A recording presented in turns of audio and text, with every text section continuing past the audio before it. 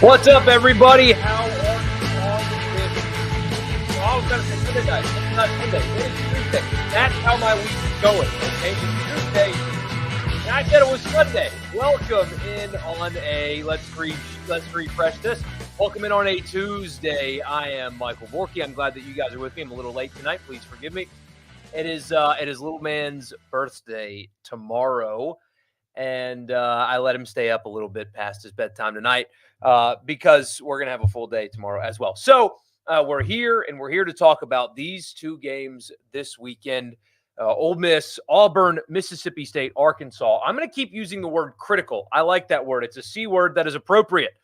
But no, I'm in all seriousness, it is a critical game for both of these teams, both of these programs, honestly, for very different reasons. So let's talk about that tonight. And of course, whatever you guys want to talk about in the chat. I've got about 30 minutes. It's about all I got with you. So we'll make it fast. Please like the video, subscribe to the channel if you have not already. I would appreciate that very, very much. Hit the notification bell so you know when I post or when I go live. So critical. Why are these games critical? Why is that the word that I am going to be using for the rest of the week?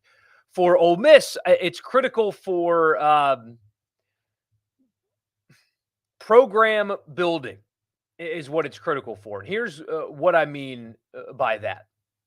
So if Ole Miss is able to get past Auburn, I think, frankly, this game possibly could be their most difficult test, aside from Georgia, for the rest of the season. You can argue that. You have A&M at home. Mississippi State, we'll see what they are, really struggling right now. I can't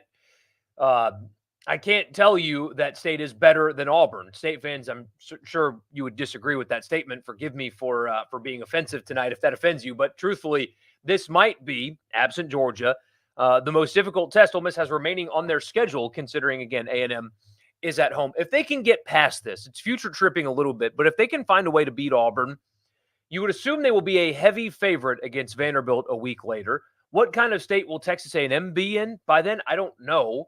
But Ole Miss has had a lot of success against A&M, and that game is at home.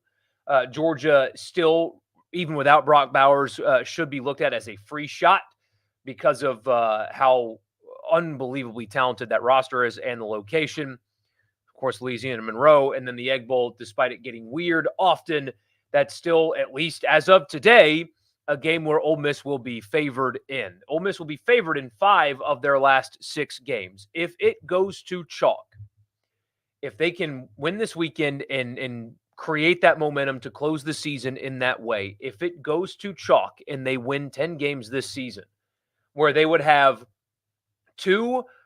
their only 2 10-win regular seasons in program history in 2 of the last 3 years, 28 regular season wins in 2 years, in 3 years, which is what that would be the answer to a question about Lane Kiffin and an answer to a question about Ole Miss. Because over the last few years, you've seen coaches at Ole Miss get to highs and not sustain. Lane Kiffin hasn't been anywhere long enough. This is his longest tenure as a coach now at Ole Miss, longest tenure.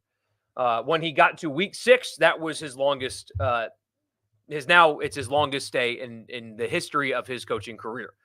So now it would prove that he can not only build and sustain and elevate, but it would prove that about Ole Miss as well. That's always been a question. David Cutcliffe won at a high level. LSU game, 2003, co-champions, even though they didn't go to Atlanta. That was a high, and then there were lows associated with that. Houston Nutt went to 2 Cotton Bowls. And then there were lows associated with that. Hugh Freeze recruited well, went to a Sugar Bowl, went to 2 Access Bowls, won a Sugar Bowl, and then there were incredible lows.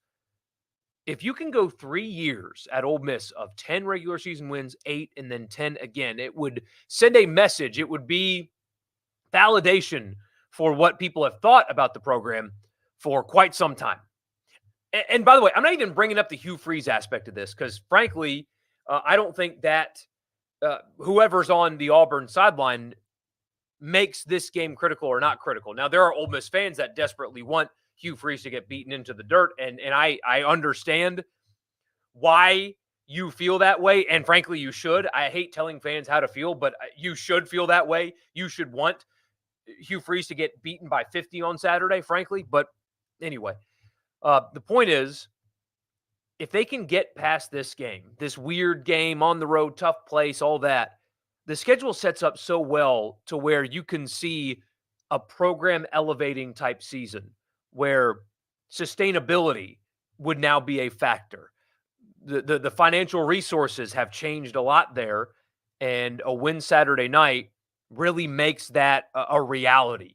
So that's why I think this game is critical for Ole Miss. It's critical from a what this means for the future, what this can turn into for the program in terms of elevating its status in college football. People around Ole Miss have thought that it's been a program that can elevate its status for quite some time. I have subscribed to that theory myself. However, they haven't sustained. And the lack of sustainability leads to people not thinking it's the best job. It's never going to be the best job, but you can certainly elevate the status of the job by completing this season to chalk is all they have to do, starting with the game against Auburn on Saturday night. For Mississippi State, it is a totally, totally different type of critical, completely different. I mean, we've talked about it before already. The noise is loud. It's there. I've actually talked to a couple people that do media out of state. I say out of state, in a different state over the last couple of days, asking me about, is Arnett safe? Are they really going to do something like that? So that's spreading around SEC land. And this game is critical to quiet all of that noise. It can calm everybody down. You can take a deep breath as an institution, really, because if they can't win this game, an entirely winnable football game, Arkansas has played 3 close games. What is it? 13 points. The difference between 0-3 and 3-0 in the last 3 weeks in Baton Rouge, in Oxford, and in Tuscaloosa. Arkansas has played really close. They have played above their means, if that makes sense, over the last 3 weeks. But they're still a beatable football team. And if you go up there and win, you can everybody can relax and take a deep breath. Because if this starts to unravel, and it would start to unravel after a loss, there's no easy answer. Because right now, this is a veteran team that's going to lose a lot of guys. We've talked about the NIL component. They're working hard. The Bulldog Initiative is doing better. But financially, compared to their peers in the West, they are behind. And again, there are people that deny that, and they're foolish. They shouldn't. They should be transparent about it. But either way, and currently, they have the lowest ranked recruiting class in the West. So if they lose and it unravels, you either have to make an extremely difficult decision that could shine. It could send a negative message in coaching circles, like we talked about the other night. 2 and fired, Mike Leach, 1 and fired would send a really hard message in the coaching community. Or you stick it out and keep them around, and recruiting's not going to go well because they would feel like it's a lame duck with no momentum. NIL fundraising is going to be really difficult for the same reason there, and the future and the direction of the program would feel like it is in doubt. Now, Arkansas is not the only game remaining on the schedule, but how many more winnable games do they have left? I mean, you've got Southern Miss, who is just absolutely awful, and you do have Ole Miss at home. And like I've said, I think nobody would argue against this fact that Ole Miss right now is a better team than that of Mississippi State. But you're in Jordan-Hare, and that's not an easy place to play, and they're really good defensively. And Kentucky in that series, the home team has benefited, but still, I mean, if you can't beat Arkansas, you can't count Kentucky as a win, and there's really unravels, and there are very few. There's no game remaining on the schedule aside from Southern Miss that I would say, yeah, they're winning that one. So it's critical on Saturday to quiet the noise, calm everything down. It's critical for Kevin Barbay to show that if Will Rogers can't go, that Mike Wright is somebody that you can be creative with. That I would love to see from Mississippi State's offense this weekend something different. Because Zach Arnett said in the press conference, which again, don't always take coach's words at face value. in press conferences because he said that you're not really going to see much different than what you've seen when Wright's been in the game so far this year. And I hope that's not true, frankly. They need to be creative. They need to show Arkansas things that they haven't seen before if Mike Wright is the guy full time. So it's critical to show that you've got the right guy at OC. It's critical to calm the noise down. It's critical to kind of save your season. There is a lot on the line for Mississippi State and Zach Arnett on Saturday. So let's get to the chat because I'm short on time a little bit. I've got about 20 minutes left here. And so let's talk about it. Sorry, I just got a DM from somebody that wants me to test a wireless meat thermometer, and that answer is going to be hell yeah, I do. Anyway, Brock Bowers is out, leading us off for 4 to 6 weeks. So you're telling me there's a chance, Lloyd Christmas. I'll say here what I said on the radio show today. Brock Bowers being out doesn't change what I think about the Georgia game, which is a free shot. And that's all it is. Their roster is one of the best. I mean, they have had the best collection of recruiting classes in the country over the last few years. I mean, they are still Georgia without Brock Bowers. At every position, they have elite level players. And his absence doesn't change that for every other position. It's on the road. It's a free shot, and Brock Bowers being out doesn't change that. However, Brock Bowers is not your typical tight end. And so when somebody says, well, it's Georgia, they'd probably just have another 5-star just as good behind him. No, there's nobody in the country just as good as Brock Bowers at the position that he plays. Nobody. Not one person. He is the best by far. And he single-handedly beat Auburn, if you guys remember. So he does change how afraid you are of that offense. Now, again, there are talented players all over the field. I understand that. But he does change the way you think about Georgia's offense because he is really that good. I still think that it's just a free shot and nothing more, though. So far, so good on the staying away from the drama for Kiffin and Freeze. Just treat it like another game if you're Lane. Absolutely.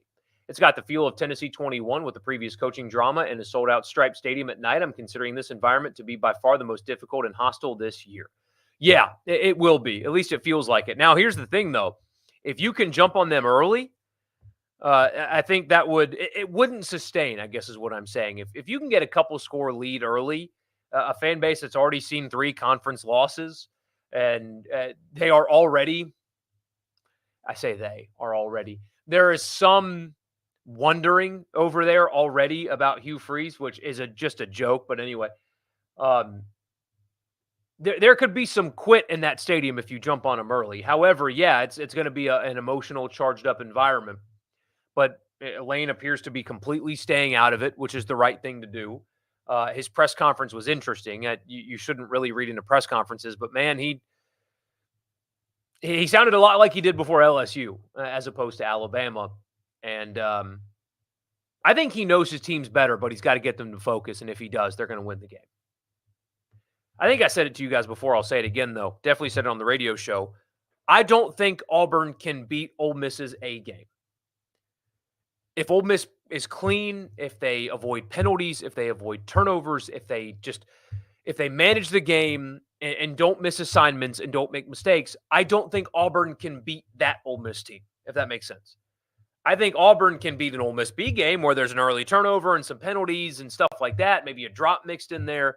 But if Ole Miss plays their A game, I cannot see a scenario in which Auburn beats Ole Miss. It is all about them on Saturday night and how they play. It is exclusively about them and how they play. Do I expect there will be congressional intervention or involvement with NIL in 5 to 10 years? No, they don't have that long. They've got to do it soon, or else lawsuits are going to end, and that'll end it. Yeah, no, 5 to 10 years they've got to do it soon. Does anyone believe Kiffin expects Watkins to play on Saturday? His verbiage was at least interesting. I don't know. Honestly, I wish I could give you a better answer, David. It's just the injury information out of that program, especially after the Prieskorn deal, where when it was reported accurately that he had surgery and he was going to be out for a few weeks, and the rest of the beat had sources that said that wasn't true and he was still considering surgery, and it's like, the individual that reported it accurately, BSR, my guy Rippy, knew for a fact that he had already had the surgery when people were still denying it.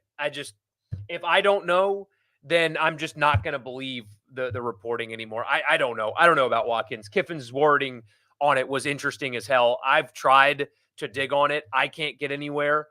I don't know, man. I mean, everybody's reporting that he injured his hand and broke his hand and stuff. And I don't know.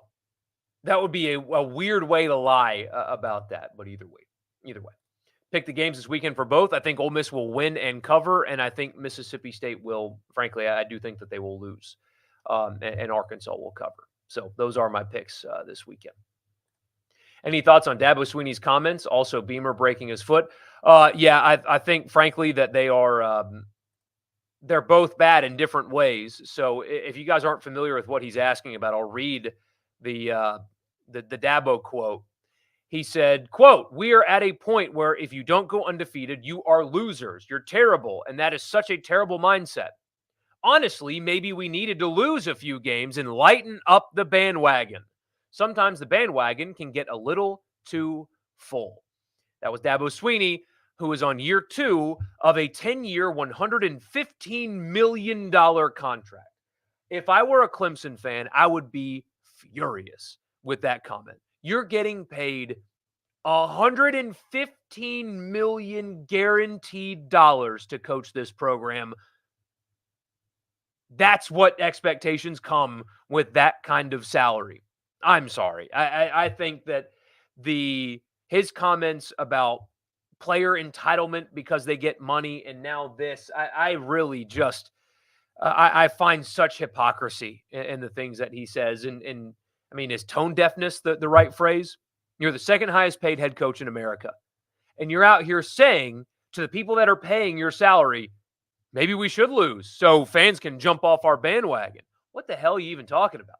That would make me so mad if I were a Clemson fan. It really would. Because what are you getting paid for then?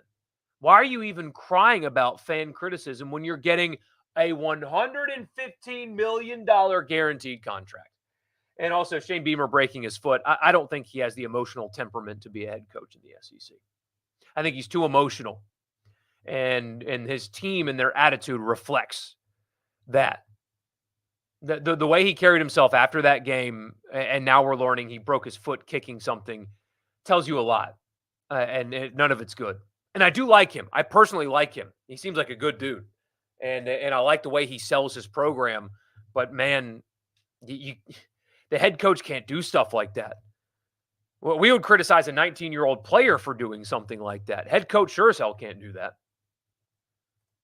Seems that the game is personal for Lane Kiffin and that he's supremely locked in. I would assume he also understands how important beating Hugh Freeze is to Ole Miss people as well. Can't have a letdown this week. No, he cannot. No, he cannot. Hold on, I got to look at something here. Okay. Sorry. Anyway, would State take back Mullen? State fans would take back Mullen. I don't think the institution would. I don't think university leadership would. I could be wrong, but I don't think so. You want to be an upper-tier SEC program right now? Beat Auburn like you're supposed to. I agree completely with that statement. State is going to get hammered, and I'm going to block any State fans who bought the, quote, easy transition nonsense and now want to fire people. Got to give them 2 to 3 seasons to get a non-air raid roster. Jason, you and I talked about that all summer, didn't we, man? Yes, we did.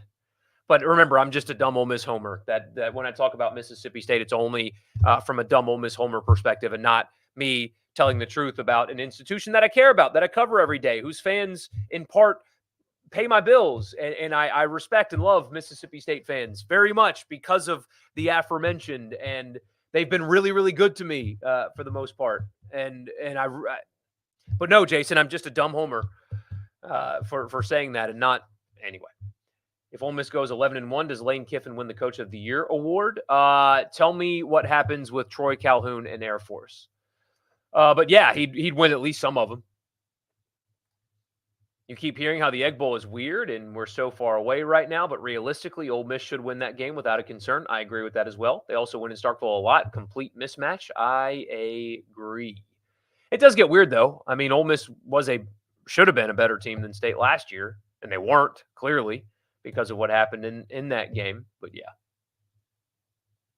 Yeah, he wins Coach of the Year unless Missouri goes 11-1. Did LSU prove to finally be the team everyone thought they were coming into the season, or is Auburn just that bad? I think Auburn's just that bad. Yeah, I think Auburn's just that bad. LSU, but I think LSU is exactly who they've been the last few weeks. Elite offense, great quarterback play, great weapons, bad defense. I think they're still there. I reserve the right to be proven wrong later, but yeah, I think they're still there.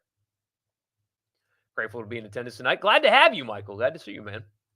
If Rodgers isn't playing, how one-dimensional is the State offense going to be? You don't know if Mike Wright is the answer to open up the offense. Would think a lot of predictable run calls with limited passing. Yeah, it's not like he throws with his feet or anything, but Mike Wright last year had the lowest percentage of catchable passes in the SEC, the least accurate passer in the league a year ago.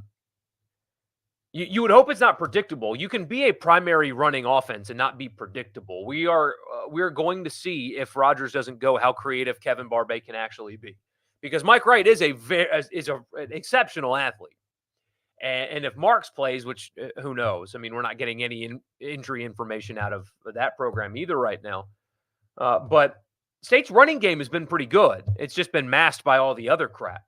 So having those two in the backfield doing some read option stuff like that could work. It could work as long as he can hit a few passes. But you saw in the Western Michigan game, I mean, he's still not completing with consistency passes to wide open receivers. And that obviously is very much a concern.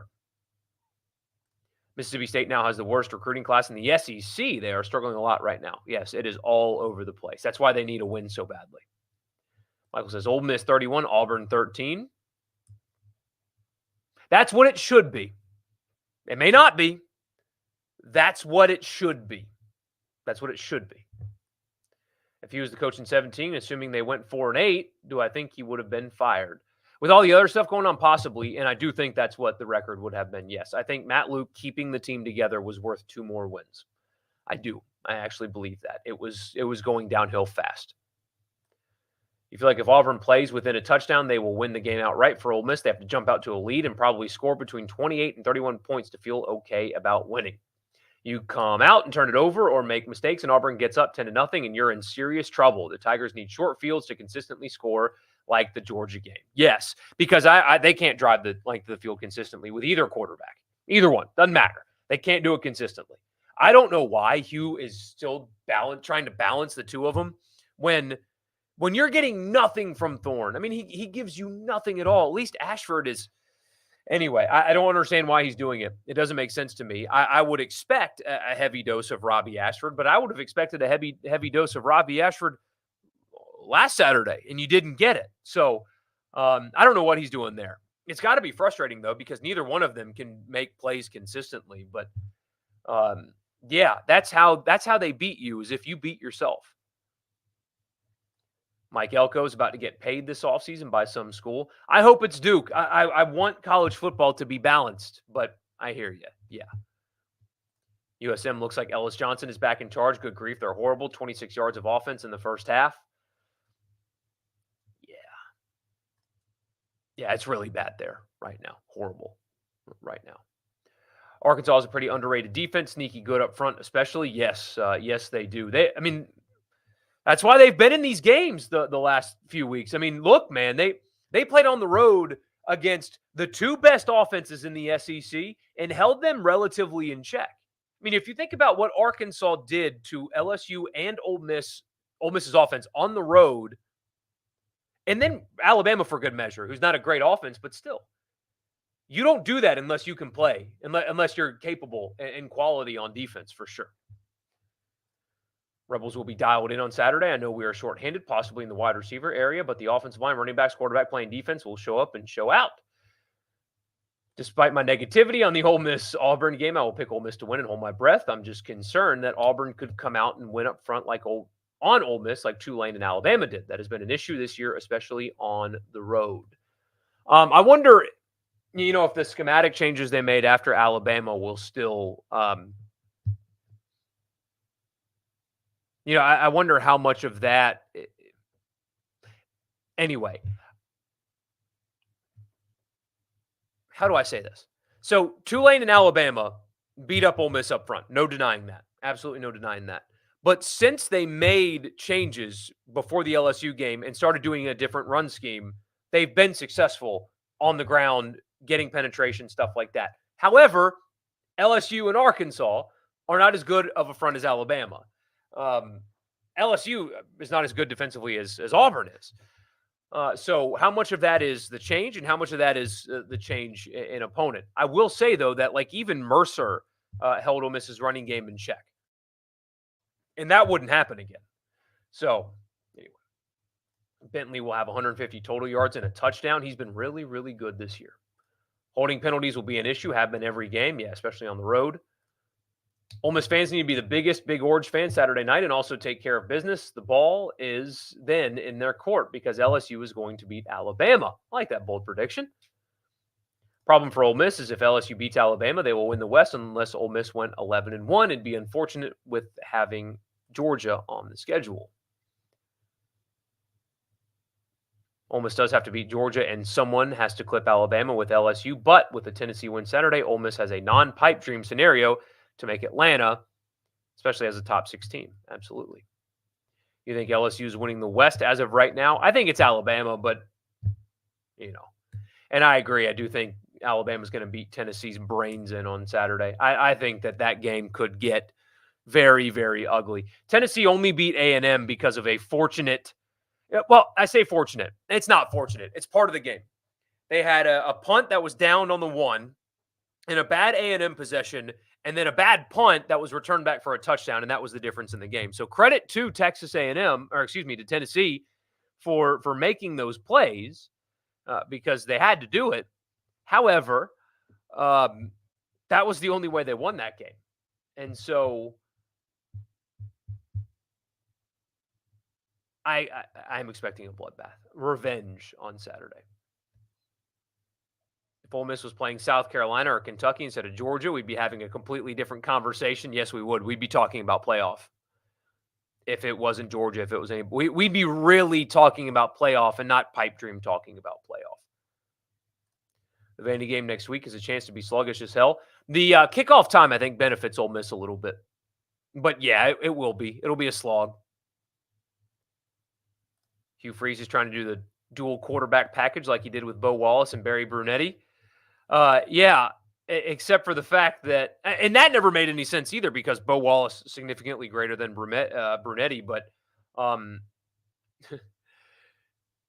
Peyton Thorne's not Bo Wallace, man.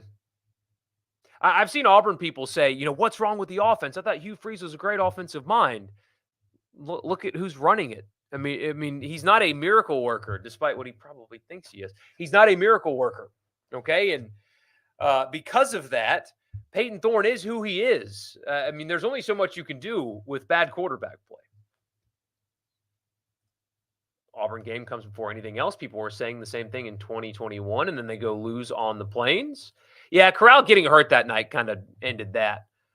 And that was a different Auburn roster as well. Clearly, of course, but that was a better Auburn roster, more equipped to win a game like that. Bama has Tennessee and LSU who can score, and Bowers isn't playing. This isn't the fairy tale wish list scenario it usually is for a team not named Alabama or LSU to win the West. That's coming from a State fan, too. You go back to the Ole Miss Alabama game and see such a blown opportunity. Yeah, it's a shame. In this time of NIL, Southern Miss needs to hit JUCO ranks hard, and not just Mississippi, but all JUCO, and go after the best players from Division II. Raid Delta State.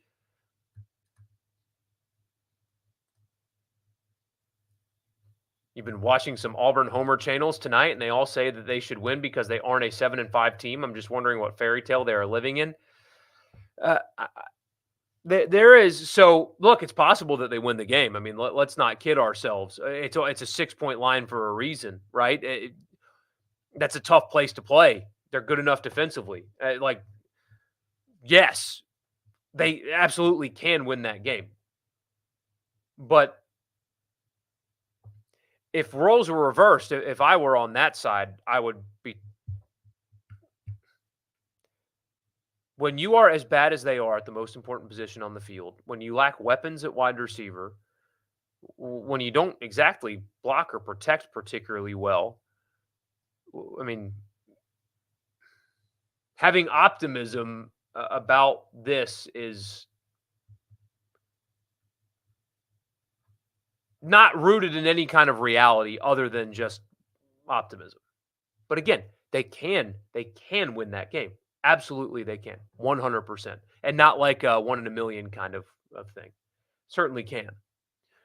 But if Ole Miss doesn't help them, then they won't. You'll realize with all this parity, the dust settles in December, and it's Bama, Georgia, Ohio State, Michigan in the arbitrary fifth, and we are all going to be punching air. Yeah. Prescorn is tough as hell. Can't imagine playing football after losing my dad the week prior. I couldn't do it. I couldn't do it. There's no way. So if he's on the field Saturday, he's tougher than I am, man. I couldn't do it. Quick thoughts on Ohio State, Penn State. I'm still not a believer in James Franklin against Ohio State and Michigan. They go 10-2 every year. Me either. And Penn State's got an explosive offense issue. And despite James Franklin kind of bullying that reporter for asking a valid question just in the worst possible phrasing about just throwing it deep, and that's the reporter should have rehearsed that in front of the mirror or something because he asked it terribly. But Penn State is very conservative offensively. You're not going to Columbus and beating Ohio State being conservative. So they have to open things up. And to this point, they haven't shown you that they have the ability to do so. On the other side, I think Ohio State's too conservative as well, if we're being honest. But they have they're much more equipped to hit the home run plays. And that will be the difference, I think, in that game is Penn State is not explosive enough to go to Columbus and win. On State, I think we all just feel so bad because we've seen the entire program fall so hard so fast. Just 5 years ago in 2018, we had an 8-win football team, national title contender in baseball and women's basketball. Yeah. Auburn could really use Spencer Sanders right now. Yeah, they could. Absolutely, they could. Back to State, we had a top to bottom as good as a full athletics program as anyone, not like LSU, Florida, Stanford, etc. Now look at us. We made the postseason only in men's basketball, and it was a play-in game that they lost. Yeah. Ole Miss hasn't beaten Auburn back-to-back years in 70 years. History is not on Ole Miss's side in this game, that's for sure. That is for sure. You're finally coming around picking Ole Miss to win 31-21. All right, 31-23. I hear you. I just don't know where Auburn's points are going to come from. I mean, even on this Ole Miss defense that has struggled at times, I'll have to see it, frankly, before it happens. I'll have to see it before I expect anything different. So enjoy the show. Thanks for what you do. Thank you, Daniel. I appreciate that, man. I'm having fun with this. So what I've decided to do, by the way, I am going to start carving out more time. I'm going to be more efficient with my time when I'm not on the clock with Super Talk, working on this and the graphics and stuff, and making things a little bit more aesthetically pleasing. So we'll see. I've got some ideas, hoping to make it count. So we'll see. Is Zachary Franklin next Jalen Robinson, Hudson Wolf, or could he still get healthy and turn it around this year? If Watkins doesn't play and you don't get an impact from him on Saturday, you may never. But in fairness to him, he hasn't been healthy yet, and so it's hard. Like, people are calling him a bust and stuff like that. It's hard to do that when he hadn't been healthy yet. He hadn't been physically ready to play yet. So KJ Jefferson will have a day. As long as they can protect him. I mean, even Mississippi State's defensive front, which has, struggled this season some, should be able to get pressure because Arkansas gives up pressure to basically everybody. But yeah, Ole Miss's defense is good at forcing negative plays, and Auburn will not be able to get back on track. That is one thing that they are very good at. And that's why when people When people talk about Ole Miss's defense, I still hear it from some Ole Miss fans sometimes about how bad the defense is, and it's like I'm not watching the same thing you are. I guess like they have personnel limitations in a lot of places. Their third down defense makes me scratch my head all the time. I don't understand it, but they are one of the better teams in the SEC at havoc rate, which negative plays on whether it be sacks or tackles for loss, and their turnover rate is really really good. So they have limited personnel. They're not athletic enough in so many spots, and yet they're still creating havoc. That speaks to me to coaching, frankly, is what that speaks to. They're not perfect. You could argue that they're not good defensively, but you can call them average with an above average ability to create havoc, and that matters, and that's important. So you still vote a watch along live stream for some type of game. I can't do it on Saturday until the second half because you know because of him. If I didn't have him with me, then I'd be able to. So I might, depending on what the game looks like on Saturday, do it with Ole Miss Auburn. I would like to do it for the Egg Bowl because I have to be here for work, and I will literally be here at my house by myself that night. I thought about going to the game, but I would rather just do content from here instead of driving on Thanksgiving. But anyway, that might happen, but I don't know how many of you are going to be like wanting to do a watch along on Thanksgiving when you're with your family and stuff. So I'll figure something out. So I appreciate that, Edward. Edward, thank you, man. I appreciate that a lot, a whole lot. That's why you scoff at NFL fans calling draft picks bust if they are riddled with injuries in their careers. Yeah, it's not totally fair, is it?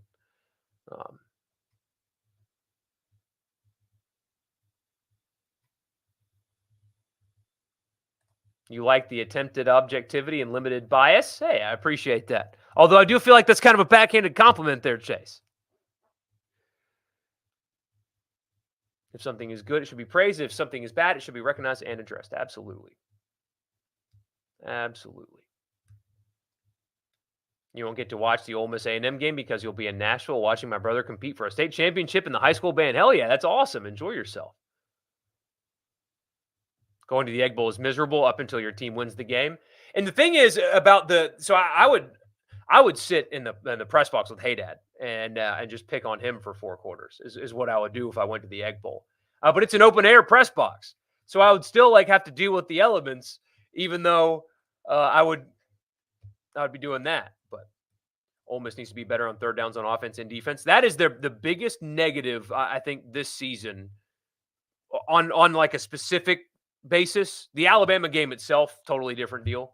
But one thing that they are bad at, you are exactly right, is both offense and defensive third downs. Awful at both of them. Really, really bad. Like inexplicably bad. Very bad there. And need to get better. Just simply need to get better there. It's going to cost him a game. It could cost him Saturday. Really could. If you force Auburn into third and medium and third and longs and they're converting them the way that Arkansas did, you might lose on Saturday. You got to get better there. Does Haydad get more unhinged with the Egg Bowl than you? I don't think he ever gets unhinged about the Egg Bowl, but it certainly matters to him, and that's okay. I mean, he's not afraid of who he is, and that I like that about him. There are people that get mad about him, and he is exactly who he is, and honestly, I think he's really fair. And not everybody, not every Ole Miss fan agrees with me on that, and that's okay. You don't have to. But I think that he is unapologetically himself, and he's a wonderful person as an individual. So if the guy that grew up going to state games his entire life and that in Mississippi State being important to him bothers you, then so be it. But just know that a very, very wonderful person bothering you because of what he thinks about sports. I don't know. Knowing what I know about him makes, I don't know. I don't know what I'm saying at this point. I'm delusional. I'm tired, but he is a wonderful dude, and he's unapologetically himself, and he's quite good at what he does, and especially the podcast game. He's really, really good at that. But he's anyway, big fan of his, and I always will be. So, and yeah, anyway. So, I got to run. I told you 30 minutes. I went 40. Gave you an extra free 10. So I'll give you your money back or whatever. No, thanks, guys. I appreciate you. I appreciate you very much. Like the video. So Thursday, I will not be live on Thursday because of the Saints game. Going to watch the Saints game with a couple of buddies, but I will record a keys to the game, and it will. I will schedule it for 7:45. So it won't be live, but I will have a video. We'll do keys for Ole Miss, Auburn, and Mississippi State, Arkansas, and that will be for you on Thursday. I just won't be live because I will be drowning my sorrows in overpriced light beer, watching the Saints lose again. So I will see you guys on Thursday, technically, and in the meantime, you guys have a good rest of your week, and I'll talk to you then.